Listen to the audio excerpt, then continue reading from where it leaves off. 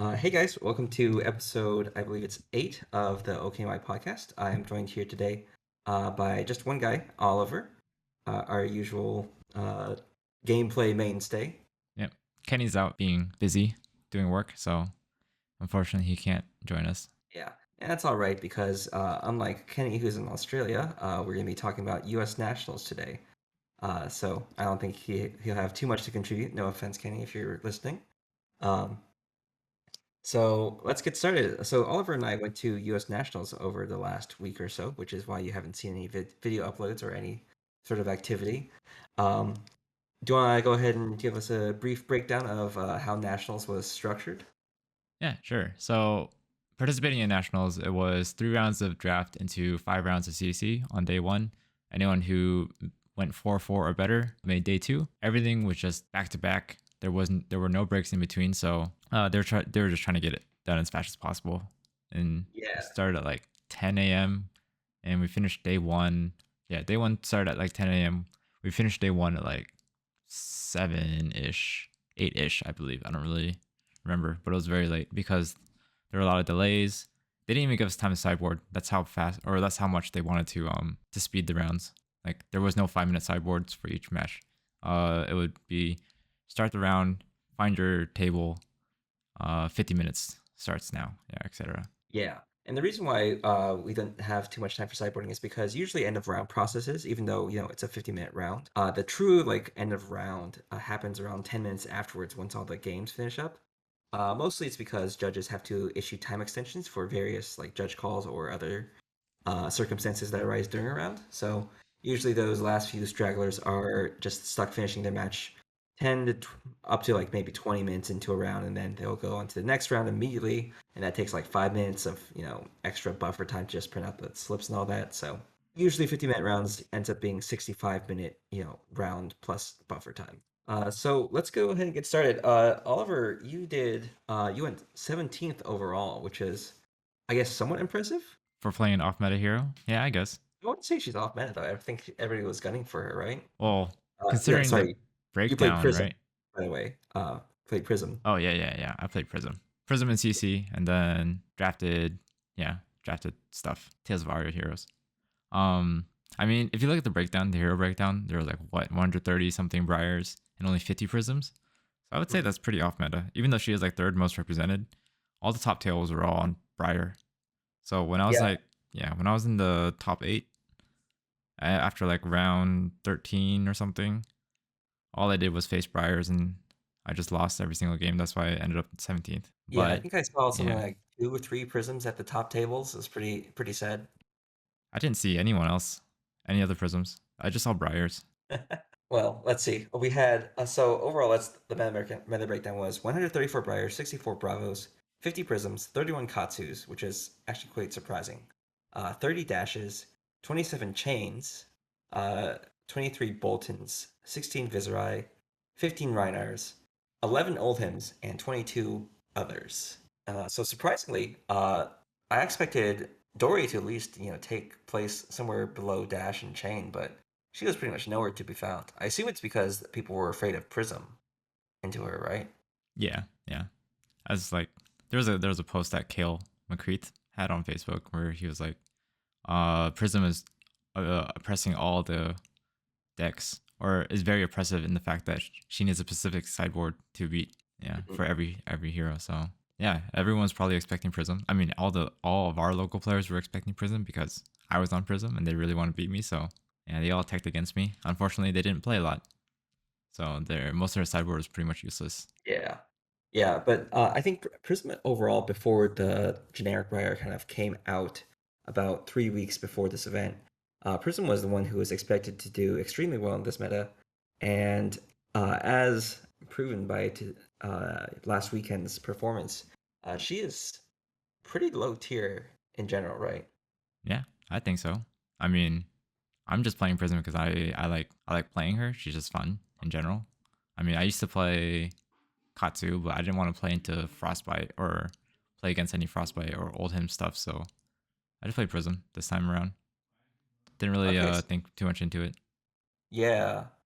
Yeah, it's her life in general is pretty rough because of how much the aggro decks right now kind of wreck her. Yeah. So let's go over, I guess, your round by round reports.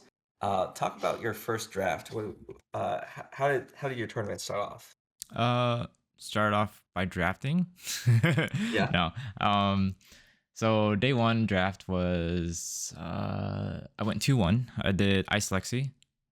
Funnily enough, there were three Lexis in my pod, but they pivoted really late. So I was able to pick up a lot of good ice cards and then a lot of Lexi cards. Um Overall, I feel like the people at Nationals drafted were really weak at drafting because pack 2, I picked a red ice quick over a red overflex, and that overflex wheeled back to me. So that should never happen, honestly. And as a result, I got like a really insane ice Lexi deck. The reason why I lost was because I did a dumb mistake and I missed 2 damage. And in round 1, we went down to 1 in 1 life and I died to arcane damage. So if I actually won that game, I think I might have been able to go 3-0 because the other 2 games that I played, I absolutely stomped them with just like being super oppressive, 3 to 4 frostbites every turn. They didn't do anything, and then I just hit them with the dominant arrow. So yeah, that draft portion, I think I did pretty decently despite my mistake. Yeah, So you went to constructed rounds after that. yeah, Uh, I believe you faced a couple of Briars for day one, but not too many of them, right? They're still kind of you're still kind of in the middle of the pack field wise, so yeah, you yeah. didn't So really get too much Briars. yeah, so the way it worked was they take your 2-1 record in draft, and then they start pairing you for CC using your draft record. It's just more Swiss. You won't play the people you played in draft. So if I played like any Lexis or Briars, which are some pretty poor matchups for me, I wouldn't be playing them in the CC round. So yeah, so my first CC round was Bravo. It was actually a very close game. The guy was pretty good. I actually played against him online before Oh, in like okay. I skirmish didn't and hear about stuff. that. Yeah, I recognized his name, and then I asked, was like, "Hey, what's your username?" And he told me. I was like, "Hey, I recognize you. Yeah, we might have played during skirmish or something." So yeah, it came down to me glistening an aura twice when he was at 8 life to bring him down to lethal range, and I was able to close it out from there. He gained what? Gained 7 life or something from Tome of Findall. Can you do that? No. He gained 5 life, sorry. He gained like 5 life from Tome of Findall. He gained 9 life from 3 sigils. And yeah, it was actually a really close game. I was almost out of auras at that point, and the glistens really saved me there. The next game was Oldhim, I believe. Um, Oh, what a shame. yeah, Savior of the meta. You have yeah, right. to go against him. Yep, yep, yeah. I played. We did like 2 turns. He CNC'd me. I couldn't block. He hit my Tome Find All, and I just played a Genesis, but I didn't trigger it. And he just went face, and he let the Genesis up. That was one mistake, and then I just took the game over from there. He told me after the game, he was like, "Yeah, the Genesis didn't trigger, so I didn't actually realize it was there." So yeah, That's a pretty big shame. I was actually rooting for Oldhim through most of the weekend. yeah, But actually, since your first 2 rounds were Guardian, let's actually talk about the matchup generally against Guardian. Most people consider Guardian versus Prism to be mostly a free win for Prism, at least at the lower levels. How do you figure? Uh, but I know, like, Guardians are kind of teching against the matchup. Can you talk more about that? yeah. So the first Guardian that I played in round 4, he had 6 Zealous Beltings, so that's how he was able to keep my shields in check while hitting Aura at the end. That's been a pretty well known tech against Prism, is running red Zellings and red and yellow Zealouses. But yeah, I feel like the matchup definitely depends on the pilots. I feel like it's 50-50 if both of the pilots are equally skilled, in my opinion. They can go either way. There's definitely higher chance for Prism to high roll using Tome of Divinities and all that stuff, but if the Bravo's an equally good player, I feel like they can totally bring it back in their favor just through good timings and good draws and stuff. So yeah, I'm not sure about the ultimate matchup though. Yeah, I I haven't imagine played that Oldhim one a will be lot. a little more difficult because he doesn't have the on-demand dominate, and he doesn't have the sort of super tall attacks like Crippling Crush. But he does have a better way to block out your attacks, at least your shields with all damage prevention. Yeah, So it might be that he can outlast you, if he can make sure that you don't get a critical mass of auras. But I think once you hit like the 6, 7 shield threshold, you might have locked up the game there. Yeah. He did. Yeah, they do have some tools against me like Blizzard and stuff, but I was able to. I played. We played together, right? Like 1 or 2 games with Ultim versus Prism. So Mhm. I was able to like I know what they can do, and I don't think that guy was um that well versed in the Ultim. He told me like he just picked it up like a few days ago, anyways, because he wanted to beat the Briar meta, right? So Oh yeah, it makes sense. like no offense, he made nationals, right? So he's not a bad player. Yeah, I feel like even if you do use the Earth reaction for old him and the shield and all that stuff, I don't think it's enough, honestly, because they could just go extra. They keep going extra wide on you, and you can't keep up. Yeah. Yeah, you really need to make sure that you have a couple, 1 or 2 like go again attacks in your deck for Oldhim that can just like clear out some shields and then hit an aura at the end of the turn. Hmm. I know the winning deck lists for the calling, those Oldhims were running E-Strike and Zealous's, so they were so theoretically into a Prism matchup they would be able to at least have a better opportunity to clear out their shields, but I don't think it's as good as Bravo. I still think the matchup's like 40-60. Okay. Yeah. E strikes over Zealous's and Oldhim is probably the better plan, mostly because they don't have the blue density, or they need to keep the blue density for Earth and Ice cards, and those Earth and Ice cards will not have this enough power to give the Zealous's go again. So I think E strike is probably the better choice there for Oldhim at True. least. True. Okay, cool. Let's go on to your next few rounds. Round 7, after Oldhim. Um, are we on round 7 already? No, it's round Yeah. 6. It Oh, was round 3 rounds of 6, right? draft, and then Bravo Oldhim. Round 6. What was round 6? I assume it Um, was a Briar matchup if you've forgotten. round 6. I'm looking it up right now. 1, 2, 3, 4, 5, 6. Oh yeah, it was a Briar matchup. Oh yeah, oh yeah. Okay, so I played against this guy. Ooh, all the ratings are in. Anyways, Oh yeah. yeah. Oh god, I lost a lot of rating. You lost a lot of rating? Yeah, and constructed because I lost 3 rounds in a row, so I lost like Oh, minus 17, minus 12, minus 13. makes But, sense. anyways, yeah, round 6 was against the Cheerios Briar. What happened here? I don't remember the exact stuff, but I was able to CNC him really early on and keep my life total up. So by the time he was at 25 life, because he doesn't block, I was at 40 something, and from there I was just able to race him. I played a few auras, and it actually came down to the wire at the end. We're both at 3 life. I had 2 Merciful Retributions up. I had 1 shield, and he came at me for 12 damage with an E strike go again as well. And let's see, I had 4.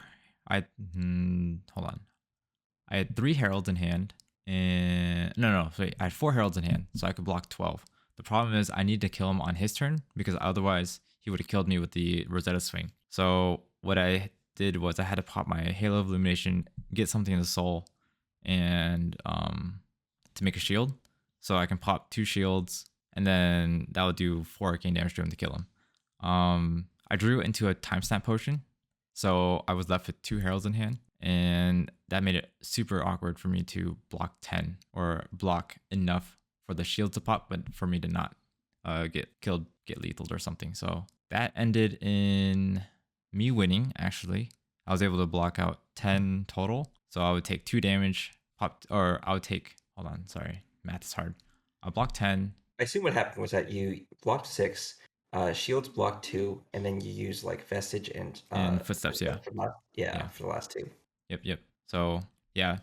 So the funny part is that we miscalculated. We thought I was dead, so I cleaned up, and then I was like, hold on, wait, let me recount, and then we figured out that I was actually alive. So we had to call a judge over, and we had to tell them what happened, and he let me have the win because he let me have the win because that's how it would have ended if we mathed it correctly. We didn't actually clean up that much, so Yeah.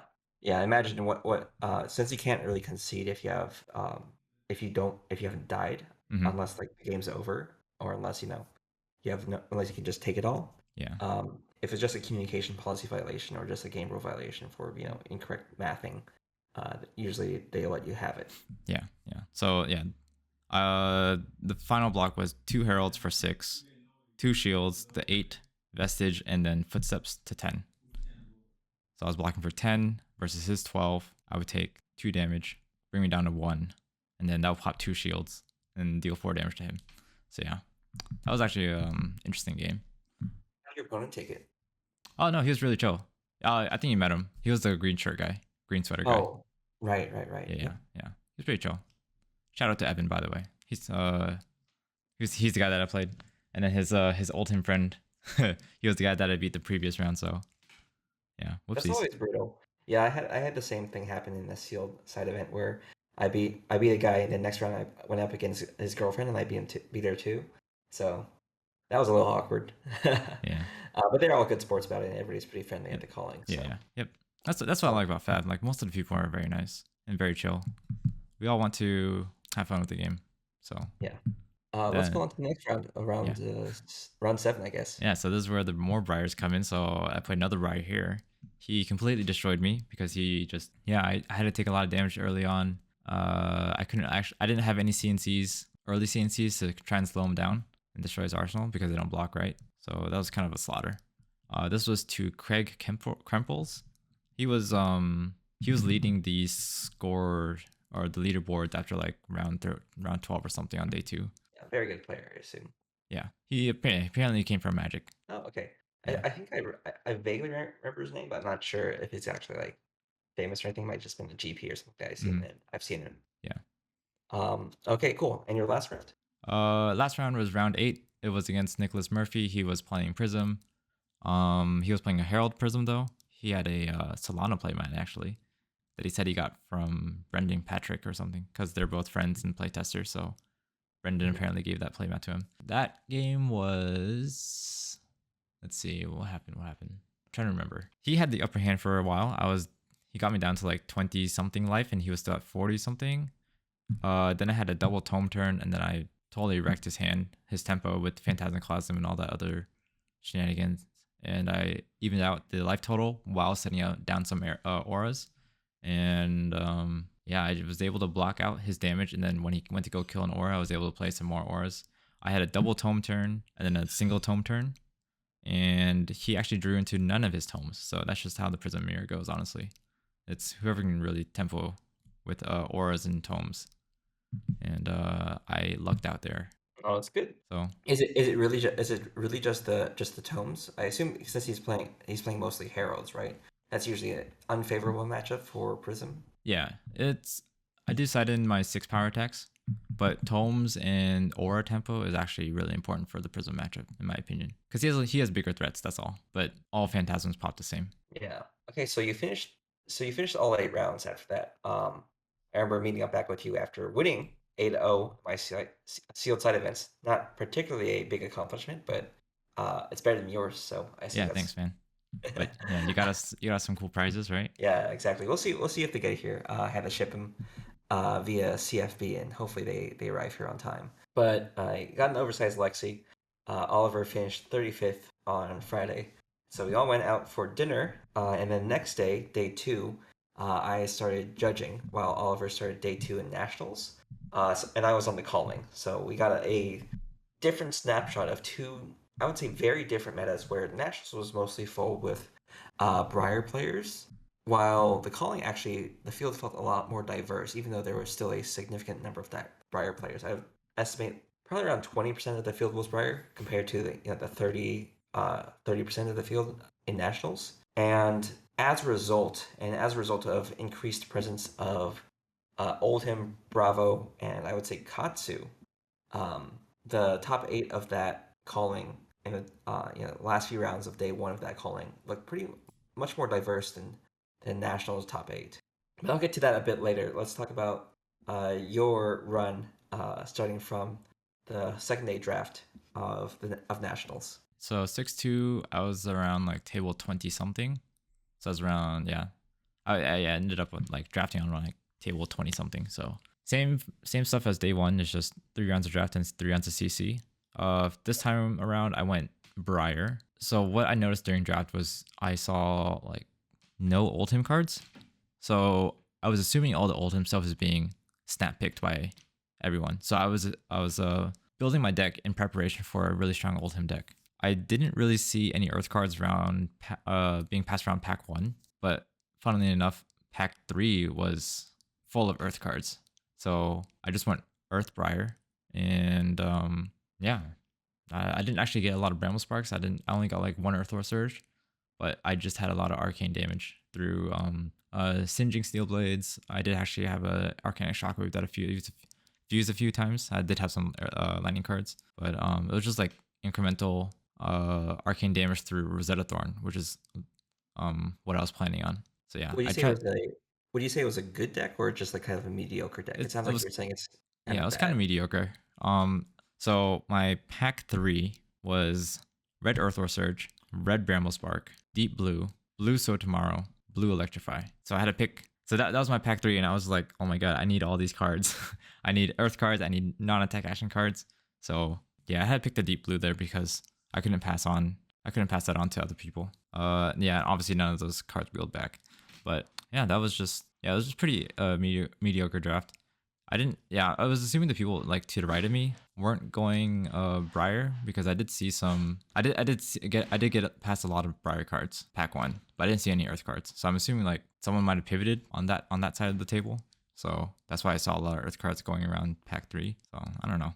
I'm not big good at constructed or limited, right? So I don't really know what I'm talking about. Well, But you did pretty well in that draft though, yeah, despite your seemingly mediocre deck, right? yeah. Yeah, so game one for that draft was against an Oldhim who had Winter's Whale, and that was actually a really close game. It was down to 1-1, and I finally killed him with arcane damage. There was one time where I missed my embodiment of Earths, and if I didn't miss that, I would have closed out the game a lot sooner because he came in for 10 with Glacial Footsteps, right? And I was like, well, all my stuff just blocks for 2 instead of 3. Yeah, it would have been a lot closer, and then I would have killed him with arcane damage earlier. That was against Adam Fiffles. I don't know. I'm just gonna say names just because these are actually like bigger name people now that I'm like in the upper tables, right? So people might have heard them. Yeah. So I beat that old him. The next game was against Alexi, against Alejandro Ziegenhurt. I don't know how to pronounce that name. It was kind of not close until the very end where he got like a dominated arrow like 12 or something, and I wasn't able to block out that much, and I didn't have that much tempo to swing back, and I was putting on the pressure early on, so I had a pretty decent life lead until he dominated that arrow, and finally it was down to like 5 life versus his 1, and he played a blue overflex from Arsenal with a honing hood up while having a yellow overflex in hand, and yeah, that was his mistake, and he brought me down to 1 after a Mark of Lightning. So if he honing hooded that blue overflex back to his hand to put the yellow overflex in, he might have been able to win that one. Or he would have been able to win that one. Because that's 1 extra damage. Yeah, that my deck really suffers against Lexi because I didn't see any Summerwood Shelters. And I did not see any Sigil of Sufferings. So all the dominated stuff really hurt. But yeah, Yeah, and Briar definitely needs those extra defense reactions to be able to, maintain a defense against any of the other heroes. yeah. So it's pretty rough and pretty critical that you get at least one or two of them. Most of my defense is dependent on embodiments, and if I timed the embodiments wrong with the Mark of Lightning that I had and the arcane damage that I had, and then they'll just go away if they don't attack, right? So Mhm. also if I don't draw any non-attack actions to block with. But yeah, so I won round 2, and then round 3 was against Alexander Vor, which was the Kano player. Oh, Uh, okay. I don't know if anyone was watching his game, but yeah, he was playing Oldhim. Um, he actually was pretty good at Oldhim. He knew to preemptively use Oldhim in response to before I attacked with Rosetta Thorn to save on the arcane damage. There were multiple times that he did that because he was anticipating that I pop my Suck Clips to give my stuff go again to attacking the Rosetta Thorn. But I knew that he was playing the fatigue game, so there's really no point for me to pop my Suck Clips there unless I really had a good reason to. Like he did that a couple times, and I was just like, okay, will just Arsenal discard and pass, so I can set up for a 5 card hand, and he only has 1 card to attack back with, right? Yeah. So I was able to whittle him down a lot faster than the Winter's Wheel ult him through all my arcane damage. So yeah, and then that was 3-0 in day 2 of the draft. Yeah, well, that's pretty impressive. Unfortunately, I was also rooting for that Kano player. He ended up placing 13th. Yeah, So great job knocking him out of top 8. my bad. Okay, cool. Let's talk about your constructed rounds, which I believe were mostly Briar. Yeah. So the first round of constructed was Bolton. It was Saber's Bolton. He was actually very slow to start because he needed his time snap potion to actually go off, right? So By the time he comboed off, he had like 17, 16 in soul. Maybe I'm counting wrong. Hold on. No, sorry. No. That was afterwards.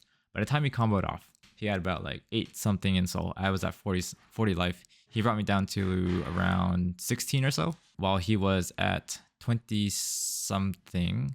I had a parable out. I had merciful out. I don't know. I was just heralding him down occasionally and trying to pressure his hand so he wouldn't be able to have the Lumina combo. There was a time where I Phantasm caused him, and he did have that timestamp potion, but he also had a bolting blade, so I had to put away that bolting blade so the Phantasm Cosmo would go through, and he was able to set that timestamp potion down.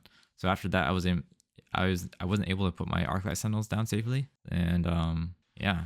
After he comboed, he was just trying to find his third Beacon of Victory because he blocked with one. No, sorry, he put one in the soul. No, sorry. So he pitched one. He put one in his soul during his combo, and then he just couldn't find his third one in time, and I was able to close that one out with auras and heralds. Yeah, and I feel like once you survive the initial assault with against Bolton, if you're still at a comfortable 10 plus life total, uh, you just need to worry about the one beacon of victory they have, and then you're good for the rest Yeah. of the game. Yep. Yeah, he had 17 something in soul, and I was at 16 life. So whatever he attacked with, I was gonna block, and then I can always just make extra shields in case he tried to use his whole soul for Beacon of Victory. Yeah, that was a cool guy. It was Joshua Lau. I think he was on the stream for a bit too. Yeah, every time they asked, they wanted people to, or were trying to find people for stream, they were always like, "Is anyone not playing Briar?" I thought that was pretty funny because obviously Briar's is just all on the top tables, right? So they wanted to get Yeah. something different. Yeah, they Obviously, finally found yeah. some other people to play. I know you're camera shy, so Yep. you didn't bother. But I think they started finding people to play around like 13 and 14. Hmm. They started like airing non-Briar matches. I Yeah. feel like those ones had a good reception at least. Yeah. Yeah. They started doing that around my round 8 on day 1 as well. They're just asking around people playing, not playing Briar. Because I guess, yeah, gotta get the variety, right? Good variety, and mostly it's just I make sure that people are watching some of the other matches, which are at least much more fun to watch because Hmm. there's more strategy involved other than Yeah. hit. Yeah. So that was a win against Joshua on his Bolton. And then next round was against Tarek Patel, the guy who won nationals. I feel like he wasn't that familiar with how Prism worked. That makes sense. Yeah, So I had the upper hand in that one from the get go because I was able to get a Genesis out turn 1. He went first. He had no action points left. I played a Genesis, and then I drew into an Arclight Sentinel, and I was able to protect the Genesis for another turn. yeah, and And that's definitely something you have to pay attention to when you're facing against Prism, right?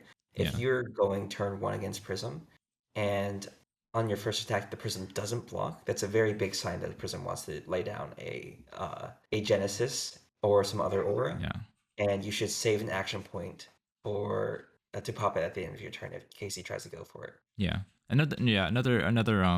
Another clue that he didn't really know what Prism could do was that he thought for a really long time with a Genesis out and an Arclight Sentinel out. He thought for a really long time what to attack. And then he tried attacking to my Genesis with his sword, and I was like, there's an Arclight Sentinel out. So yeah, I feel like if he actually knew that matchup better, I think he probably could have won because his deck is really favored into my deck. But yeah, I did beat him in the end with a little bit of flair. I was able to. The final life total was 10-3. I had a hand where I could have heralded him down, I guess. But I didn't really want to get my stuff popped because he can always lightning press his attacks, right? So I opted for an Arclight Sentinel play to try and slow him down, and then just get some chip damage through because I did have one more Merciful left, so I was just planning to kill him on his turn. But I drew into a CNC and Pummel, so I attacked with the CNC and then I could finish it off with the Pummel for that extra flair. Hmm. Yeah. Yeah, and that's something that you recently added to your deck, right? The pummels. Yeah. I mean, I took them. Yeah. The the first iteration of the deck was pretty much all auras, and then I moved on to a more hybrid version of the deck where it has pummels now. But yeah, And that's I had mostly just pummels in my because of changing yeah. meta forces, right? It's not What? because of your. It's not because you're border forest. It's because of that you think that the hybrid version is probably better in this meta where you can put it on offense if needed. Yeah, yeah, Right? yep, yeah. The very first iteration of my Prism decks did have like blinding beams and pummels and all that stuff, but I find auras a lot more fun to play, so this is what I chose. And then Like, yeah, on Thursday night, we're just like, let's play against his Briar deck. We need to figure out what's going on with his Briar deck. And then I just added some pummels on a whim. Mhm. So yeah, won me the game. Yep. And then you lost the next three, right? Yep, next three to Briars. So round 14, 15, 16, all against Briars. 14 was against Jacob Bao. He was one of the top 8 Briars. The other one was against Dagan White, another one of the top 8 Briars. Funnily enough, that Dagan White game, he forgot an embodiment of lightning and he tried playing a snatch, and I was just like, he tried making it after. So what happened was he did like a plunder run nimblism snatch, and then after he played the snatch, he brought up his embodiment of lightning to put it in between the nimblism and snatch. And I was like, you kind of forgot it, but I'll let you have it because I really don't like having I really don't like playing a game where I feel like it was unfair for me to win. If that makes sense. So I just let him have it, just to just make it more fair, or like just so I didn't win by like a technicality. Yeah. In other words, you want to play your opponent at their best, right? Yeah. Obviously, it's nationals and people are gunning for wins. I was just there to have fun, and I don't want to win when I shouldn't be able to. So I let him have that embodiment, that missed trigger. We didn't call a judge over because I didn't really feel like getting making him get like a caution or anything. So yeah, he dealt like 23 damage that turn instead of the 10 damage he would have dealt, and I have no regrets. He played pretty well in top 8, right? I think got like third or fourth. Yeah, he did pretty well. Yeah, so good for him. Yeah, and And then the then last game, yeah, last match. yeah, last round was against Heath Scheiman, one of Jake's teammates. Oh yeah. Oh man. Oh, this game was pretty funny. It was obviously another Briar, but so there was this one turn I Phantasmaclasmed him. It was I think it was pretty even life totals actually. I Phantasmaclasmed him. He had a red Nimblism, Force of Nature, yellow Plunder Run in hand. So his hand was completely bricked if he didn't have an attacking arsenal. Spoiler alert, he does have an attacking arsenal. He had Lightning Surge, red in arsenal. I chose to put down the yellow Plunder Run, and then he drew into a red Earthwar Surge. So Phantasmaclasm fixed his hand. He came back for 13 damage, go again, with one floating for the Rosetta Thorn. And I was just like, this is why I hate running this card. But it does work sometimes, it doesn't work other times. And Yeah, then, it's the old V-click screw you over type thing where you take a card out of their hand and then they just draw a better card. yep. Yeah, I think if I had more luck going my way, I think I might have been able to like, close that game out and get top 8, but it happens. The other play was he drew his third CNC just in time for my Herald of Erudition plus Pummel turn. He pitched both CNCs to the bottom, or he pitched one to the bottom, he blocked at the other. So he had one CNC left. And to draw all 3 within like the top, I don't know, 20-ish cards, that's pretty lucky in my opinion. Yeah, but it is what it is. He popped my Erudition, and I just was like, oh man, I don't get to pummel this. It is what it is. Yeah, lost that Well, at one. least you had fun, right? Yeah, that's what I was there for. You made 17th overall, so it's overall not too bad. I think you made like what, $750 before taxes? Yep. Have you checked what you made after taxes? Nope, they haven't sent it yet. Oh, okay. Well, let me know once you do because I feel like it's gonna be like something $500. So Yeah, and then I need to pay you back for all the accommodations and stuff. So yeah. So I'll go into my kind of experience with the calling now. So I was a judge for the calling, not national specifically, but the calling on Saturday, and I was floor team lead for the calling. I won't get into the nitty gritty of like how judges operate, but overall, I think it was a great experience. I got to see a lot of Fab being played. More importantly, I got to like just watch fun games of like how people are dealing with the Briar meta, especially early on. I kind of spent a unhealthy amount of time hovering around the top few tables where like Matt Rogers and some other couple spicy decks I identified were playing. Matt Rogers' deck was interesting to me specifically because I wrote off Viserai as mostly a tier 3 hero, but he piloted the deck well, and I think the deck has a big chance of shaking up the meta in good hands. It was a mostly OTK deck that could also pivot to be a mid-rangey deck if needed. It ran obviously the Sonata Arcanax combo, lots of rune chant generators, and a lot of just efficient and good attacks that could put pressure on the opponent to respond. Seeing him chunk away at people's life totals and then suddenly pivot to saving up for OTK and then killing them like that, that was very cool. Other than that, a couple of Oldhim decks caught my eye, a couple of Reinhardt decks caught my eye. In the end, it was the Oldhim decks that made it to top 8 by day 2. And they were pretty different overall. I'd say one was, I'd say both were aggressive, but one was a different flavor running Tunic, and one was running Tectonic Plating, and a lot less ice cards than expected. So it was interesting to see how the two Ultims did. But yeah, I think this meta has not been solved just yet. I think we have the deck to beat, and we'll see how people respond. If I don't think Briar's, at least this list, the generic Briar, is as adaptable to the meta game as Chain is. What do you think, Oliver? Think about the Briar decks. Earth, Um, Lightning. I know um, we haven't written our Briar guide yet, but yeah, it's coming soon. yeah. The Briar deck is actually very simple. It's just attacks with annoying breakpoints with like 4 and 7, and then go again and all that stuff. I feel like Katsu can actually shut it down pretty easily, but Katsu is currently being shut down by Frostbites and Old Him and all that stuff. So I feel like if people just do their thing and play the decks that they want instead of just playing the best deck, if people are not playing Old Him because they are afraid of playing Prism, then these decks are going to run rampant. If they just play Oldhim, they'll be to keep them in check, and they're not always going to be playing against a Prism. So you just have to accept that some matchups are unfavored, and but if you do hit the matches where you are favored, then you have a good chance of getting to the top. That makes sense.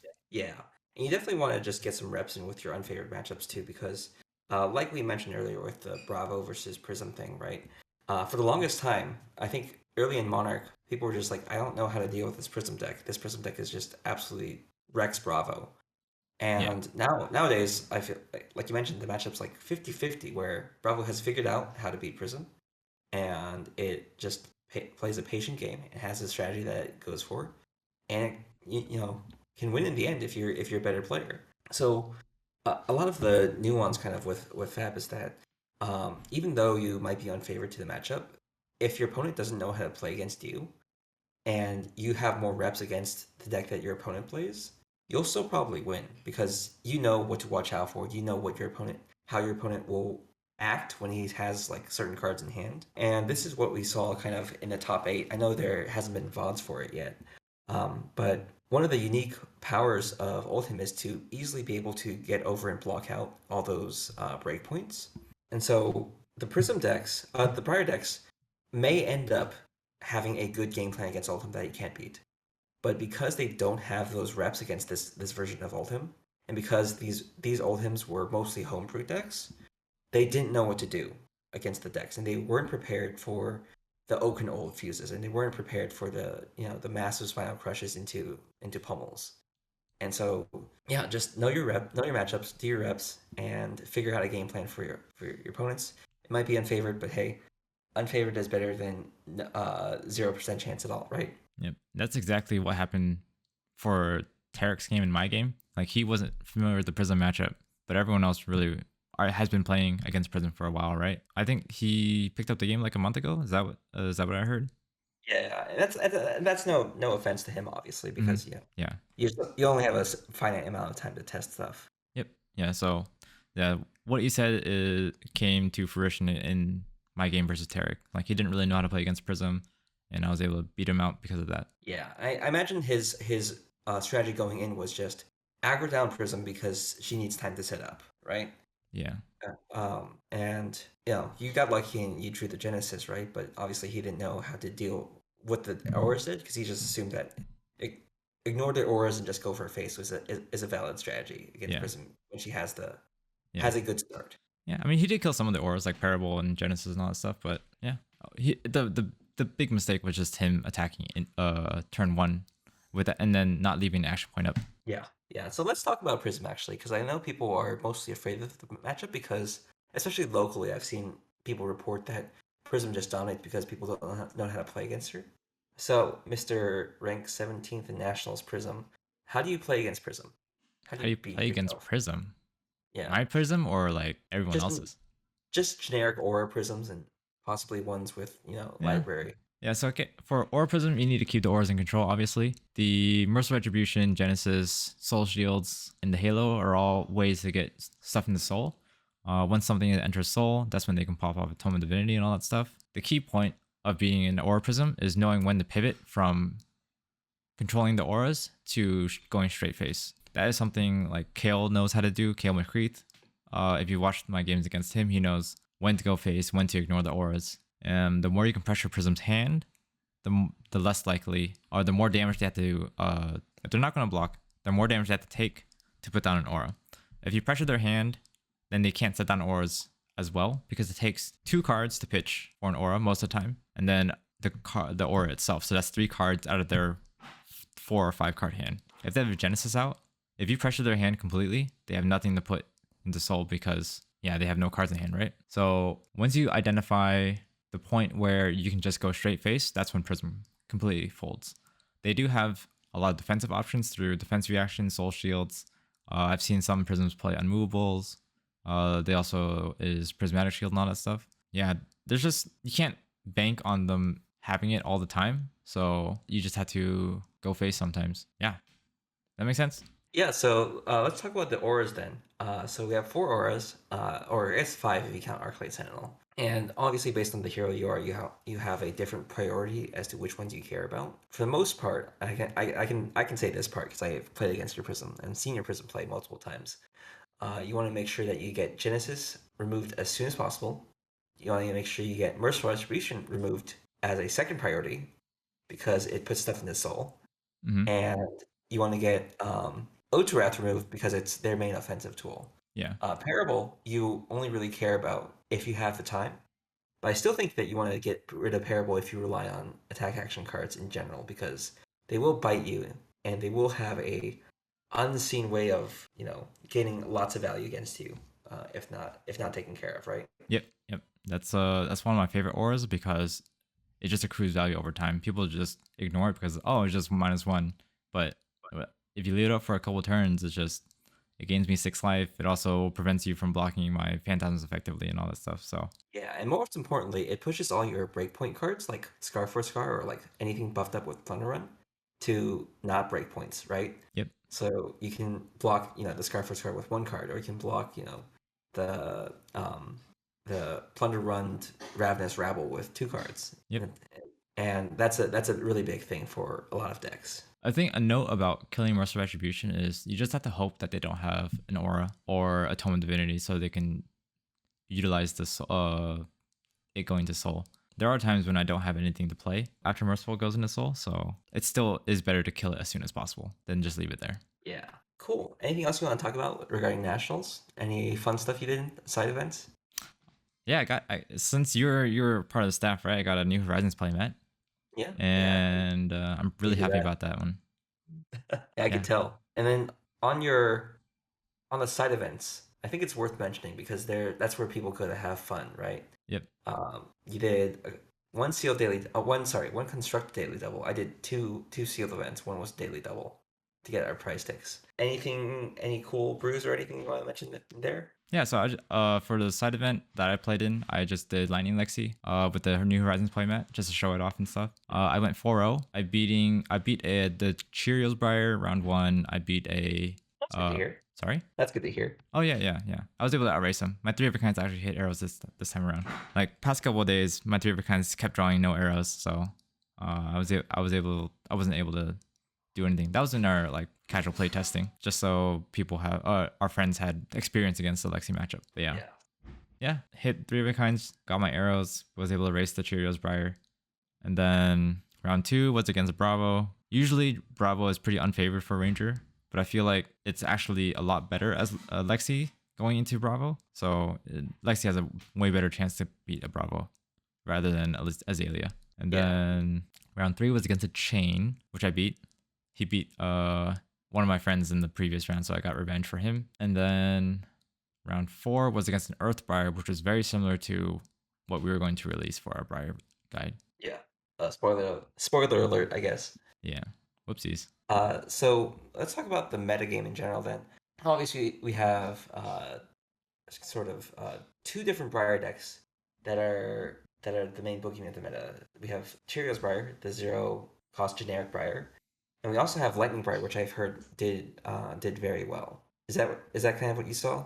I thought it was Earthbriar and Cheerios Briar. Earthbriar. So there's like two builds of Earthbriar, right? There's the generic like Channel Mount Heroic into the big attack Briar, and then there's a Channel Mount Heroic combo Briar, which uses Blossoming Spellblade to like recur Channel Mount Heroic Mm-hmm. and go off with Force of Nature. I didn't see that one in action, unfortunately, but I heard it's a pretty spicy deck. I don't think it did particularly well though. Yeah, that sounds like too Christmas landy for me. Not consistent enough. The thing about Cheerios Briar is that you have so many attacks that are just 0 for 4. And it's just so consistent with Plunder Run. You just cycle through your deck super fast, and then yeah, that's why it's so good. And you never Yeah. really need to worry about pitching either because everything costs 0.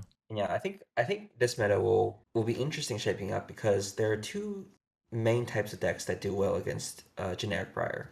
One of which is arcane damage focused decks. So that is Viserai, who can pump out a lot of arcane damage, and Kano, who can obviously pump out a lot of arcane damage. Mm-hmm. There's those two, and then there's also the ice decks that disrupt the Briars because a single frostbite means one extra card in their hand that they can't use to attack with, and that usually represents 3 to 4 damage. Yep. So decks like Ice Lexi that can give opponents 2 to 3 like taxes per turn, or Oldhim who's fine just defending with 3 cards and hitting back with a 4 damage possible frostbite attack. They're really good at kind of controlling the damage that Briar can put out and outracing them just by slowing the opponent down rather than going toe for toe. Any opinions on how either of these decks fare in the Prism? I know they're not very favored matchups. They just destroy Prism because they just go wide and then just hit the aura at the end with very little investment with Rosetta Oh, Thorn. oh, sorry. I meant the arcane damage decks and ice decks. Ah, yes. Okay. Ice Lexi, if you're playing Death Dealer, you get destroyed by Prism. If you're playing Shiver, you get destroyed by Prism because you only have one attack, right? If you're playing Voltaire, you have a better chance. My tests with Lightning Lexi against my friend's Prism deck completely destroys Prism because of all that damage it can output. If you're going Ice version, Heart of Ice surprisingly does not do a lot against Prism because really the only stuff that they want to play on your turn are Tome of Divinities, Genesises, and an Aura after Merciful is popped. So timing your Heart of Ice is important. You need to time it so you don't tax yourself every turn, and you need to know when the Prism wants to play an Aura, because otherwise you're just going to be paying into it every turn and you don't know when they're going to go off or what they want to do. But once you get more familiar with that matchup, then you need to use the Heart of Ice conservatively when you know that they want to pop off. Yeah. And that being said, this isn't trying to discourage people from picking up those decks. In fact, I think we'll see a lot less Prisms in the next few weeks, and hopefully we'll see a lot more of those arcane damage and ice focused decks rise to the top because it's so good against the rest of the field that isn't mid range or control. That I think it can do pretty well. Mm-hmm. Overall, I think the meta will evolve to a mix or kind of a rock paper scissors wheel of hyper aggro, which is the Briar decks and the Katsus and the Chains, folding to the ice and the arcane decks, which fold to the control and like the mid range prism type decks. Yeah. As for Matt Rogers Vizrai or like OTK Vizrai in general, Prism should be pretty favored in that one because one Arclight Sentinel just kind of screws you up. Like you can. I think for that matchup specifically, he does run a Spellbound Creepers, which Yes. which I believe can get around. I have to double check the card. Yeah. No. Yeah. I forgot about that. Yeah. You can play as an instant. You get your action point back. No, that makes sense. Yeah. So that one actually I think is probably pretty good against the matchup. Again, the deck's really hard to pilot, so I don't imagine it'll be particularly popular. But I think that Vizrai deck is probably does very well against this meta. Okay. Yeah. I take it back. Yeah. The Vizrai should be good against Prism now. I forgot about Spellbound Creepers. And I think the main strength of the deck, the reason why Matt ran it is because it has access to 2 additional 0-cost defense reactions, which is Sigil of Suffering and Release Rune Chant, both of which advance his game plan. Mm-hmm. So it does occasionally lose to it against a good deck because it can't find the Sonatas in time, but I think it is very favored against it. And I think if Matt remembered that Bloodsheath Skeleton was an instant in the semifinals game, he would have won the game. Right. And I think it's very likely he would have won the calling. I don't think the Oldhim decks would have been able to pressure him enough to stop a massive just turn where he goes 30 rune chance hit you with like 12 attacks. Yeah, yep, yeah. And then Kano is pretty unfavored against Prism to start. So they can't destroy auras, and the heralds put down too much pressure. Yeah, and you also have Spell Void too, which is good for blocking their big turns. Hmm. So it's very hard for Kano to kind of burst you down as well. Yeah, and then I have prismatic shields as well. So Yeah. um, but yeah, I'd be happy to see a more variety of decks. I'm just staying on Prism because I have the most fun playing her. Maybe I'll pick up Viserai. It looks like a fun deck, so we'll see how it goes. Yeah, as long as you don't play Alrighty. Dash. Yeah. I don't want you to And play high octane after I set up 3 auras. oh, I think Dash is not particularly great in this meta, fortunately. So she'll have to take a small break for the next few months in CC while I bring out the old Viserai first deck I played. Oh, you know Uh, that was Warrior. But yeah, the Viserai is the first thing, second yeah, deck I played. yeah, yeah, I got you. Yeah, Okay, cool. Anything else you want to add today, Oliver? you were judging top 8, right? So was there anything you Yeah, want that you saw in top 8 that you wanted to? sure. Sure, actually, since I don't believe the VODs are going to be posted because they're uncommented, I will go into a kind of a verbal read of what I saw in the top 8 matches. So, I believe the matchups were quarterfinals. It was Oldham versus Chain, Briar versus Briar, Briar versus Viserai, and I believe it was Oldham versus Bravo. Of those 4 matches, I saw the Viserai versus Briar match, which was Matt Rogers versus Dante Delfico. Pretty fun matchup because it's the number one player by Elo versus the number one player by EXP. I thought it was a very fun game. It was very textbook Matt Rogers playing Viserai. He got off a 12 rune chant turn 1 using Mordred Tide and various other non-attack actions. And I believe it was turn 2 or 3. He played a naked ninth wave of the Blood Oath, which got which got Dante's health back down to 24. From there, he was able to use his significant life lead to set up more and more rune chanters until eventually, I think he killed him via a Sonata for 12. Yeah, Sonata for 12 cards revealed into a couple of attacks that killed him. Very fun game. Very clinical way on how Runeblade beats, or rather, Viserai beats Briar. Nothing to write home about other than, both players were being good sports about it. Both players played their best. And it just came down to, did Matt hit his Sonata as well? The next matchup that I watched was Matt versus the other Briar, which completed her game. This one actually went very differently because that Briar teched in a one of Chains of Eminence, and on the turn he went off, or the turn he was about to go off, the Briar player noticed that he was taking all the damage, so he assumes that Matt's going to go off, which is a very obvious tell. So he plays out all of his attacks. Matt takes all of it. He goes down to 13, and he plays Chains of Eminence. And if Matt remembered that Bloodchi Skeleton could be an instant, so he could pitch an additional card to pay for 1 resource for Spell Creepers, he could have used Sonata on the opponent's turn before the Chains of Eminence came down, and he probably could have won like that. If he remembered that, he would have won for sure. He had 25 rune chance, and he was very close to dying, but he did not. So he ended up playing defensively. He ended up using that Sonata in his hand for additional spurts of damage, and he couldn't find his last Sonata until too late. So a bit of a shame there. He played around the Lightning Press in the opponent's hand pretty well until the last turn when he could not afford to do so. Hmm. Overall, those two were pretty quick matches, but pretty fun matches of seeing how the difference of one card can make in a list. Obviously, it's a sideboard card that's kind of a silver bullet, which is Chains of Eminence. But hey, it's one card that ended up turning a matchup from completely unfavored to this actually completely wrecked match because nobody expects the Chains of Eminence. Yeah, sounds cool. Yeah, the next 2 matches were much slower because the semifinals, the two matches that were Matt was in, Viserai, took less time than the single quarterfinals match between Bravo and Oldhim. I think overall that match took about an hour and a half, just because that Oldhim was not particularly aggressive against that Bravo. I don't think he had pummels in his list. I didn't watch the Bravo versus Oldhim match, but I did watch the subsequent Oldhim versus Chain match, Chain just came off of beating the other Oldhim, which was a bit of a sad bit. I was hoping the other Oldhim would win. But this match, I would say, honestly, it wasn't even close. No offense to the Chain player, he played his heart out. He did everything he could to win, but Oldhim was just way too good at controlling Chain's ability to put out damage, so that he could just run out the clock on Chain. Um, he kept Chain at one shackle for a total of 5 or 6 turns before he's able to find an opportunity to play the second stat shackle, and that was mostly through a combination of channel like Frigid, as well as a couple of other taxes and other limiting cards that forced him to use more cards and have to choose between putting out some amount of damage versus just shackling and moving on. Not too much to say about that match.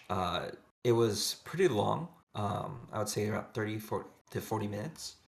Uh, but overall, it was just Oldhim slowly whittling down the chain. For those of you who haven't quite figured out Oldhim yet, his main goal is to make sure that he gets to a point where the opponent needs to block with 2 cards from his hand to stop the Winter's Wail.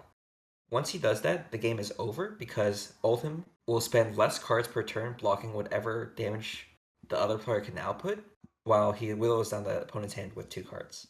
So, through a combination of strong dominate attacks and attacks that force the opponent's hand to block, Oldhim was able to maintain a comfortable life lead going into that phase, so that even though Chain took a couple of Winter's Wail's hits to the face and tried to attack back with like 15 or more damage, Oldhim was able to survive those hits and get the Chain down to like 2 life until he died to Blood Debt. Pretty fun match. Overall, a bit sad for the Chain player. He was a very friendly player and a very nice guy, but Oldhim was just way too good at beating those aggressive aggro decks. And the last match, which was the finals, I think the last 3 turns or something were streamed. So I won't bore you too much with the details. It was pretty textbook Oldhim, where you find opportunities to lay down a couple of strong attacks in your early game. Mostly those are, Oaken Olds that are fused, a couple of Spinal Crushes with some sort of like pummel or something, or just Glacial Footsteps. That's mostly just to get your life totals down to accelerate the game to a point where he has to start blocking with more cards. Once that happens, the Briar needs to, or rather was unwilling to, block out any Winter's Wail hits because he needed to push through damage. Otherwise, he would not be able to close out the game before Oldhim exhausted him. And that's when he was forced to. That's when you're just content to sit as Oldhim, to just block with 3 cards per turn and then hit with Winter's Wail. Block with 3 cards per turn and hit with a Winter's Wail, because every single Frostbite taxes his resources with 1 card. The deck runs on being able to function off of 0 resources. So as soon as he has to start paying 1, that's 1 card out of their hand.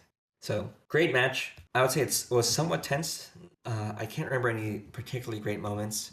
The Briar player played 2 Exude Confidences, which are pretty hard to block, but due to a combination of Crown of Seeds and some other attacks, it didn't really do much. Most Plunder runs were pretty ineffective. Those were pretty important turns to block out. Yeah, it was just fun. It was just a fun game to watch, and a great way to showcase a good answer to the metagame menace that was going on in the table next to them. Did you if the top 8 matches were timed, do you think Oldhim would have enough time to finish it in a regular timed round? Because I know a lot of people are afraid of picking up Oldhim just because it's so slow. I honestly don't think so. Obviously, the Oldhim versus Bravo matchup was a concern because it was so long. But because the rounds are untimed, the Oldhim is free to make the game drag out and ensure his victory. In normal games, the Oldhim technically plays more aggressive. I was watching the Oldhims play in the later rounds. I believe there's another Oldhim versus Bravo matchup in the round like 9 or 10 that I watched. That game was over in 25 minutes because Oldhim was able to get off a lot of good dominated hits and just swing back for a lot and keep Bravo pressured and then kill him. The thing is with Oldhim is that even though he's billed as a fatigue character, he isn't actually playing to fatigue, unlike some of the other fatigue characters. He's playing to the point where you need 2 cards to block his Winter's Wail. Because once you get to that point, he is free to do whatever setup he wants and set up a Glacial Footsteps or some other card for the win in his arsenal. So that's one thing you have to be sure of when you're playing Ultim. Just have a game plan for when the game gets to that point. Don't rely on being able to block out everything because that game's gonna take a long time, and you don't have that much time. So you need a game plan for the last dominate hit, hit him and finish him off. Interesting. Okay. I don't think I have any other questions.